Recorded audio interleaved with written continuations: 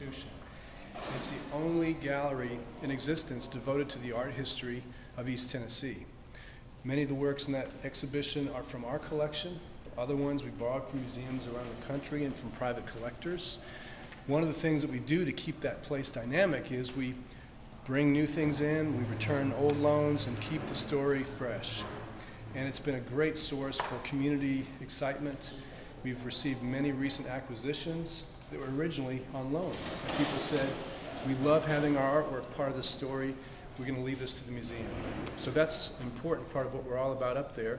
We have acoustic guide audio tours that you can take through with you and listen to stories about the artists featured in the exhibition.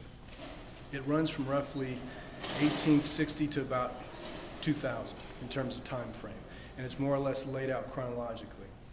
In the gallery right across from there is an exhibition that's about to end, and it's one that shows the other side of what we're about, and that is bringing the world of international art to the people of East Tennessee.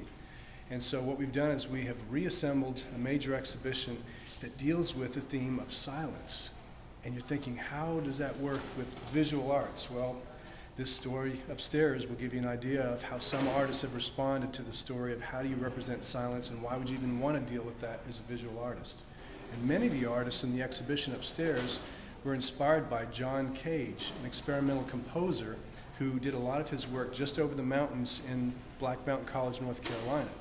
And so a lot of these younger artists have played off of his idea of silence. And so some of them are doing large floor sculptures, other ones are using video, some are using neon and Conte crayon on a canvas. So you'll see an assortment of artist responses to silence. On this level, we have one exhibition divided into two galleries, and it focuses on American artists who were focused on life on the street during the 1960s and the way that American culture was being transformed in the streets during that time with the civil rights movement, a lot of other cultural movements happening. And these artists that were part of this show decided they weren't going to go with the big format cameras and the tripods. If they wanted to capture the action on the street, they needed to use small handheld cameras. And so that's what they ended up doing. And so there are about 8 or 9 artists featured in this show. And one of the artists, Danny Lyon, was part of the reason why we wanted to bring this show to Knoxville, because he came here in 1967 and did some fantastic images right on the street in Knoxville.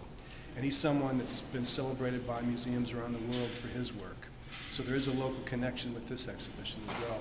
And then downstairs in the lower level, in this corner of our great hall, is a room with mirrored doors. Behind those mirrored doors are 9 Thorn miniature rooms. If you've been to the Art Institute of Chicago, they have 68 Thorn miniature rooms. We have 9.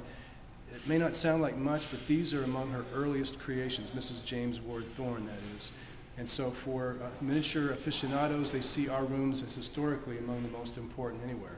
So you might want to check that out. And then going out into the garden on the south side of the building, you'll see an exhibition of outdoor sculpture by an Icelandic contemporary artist named Steinunn Thornsdottir.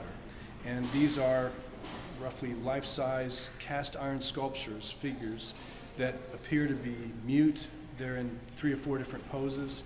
And there's a slab of plate glass running through their rusted metal core. And you can see light coming through that bit of plate glass.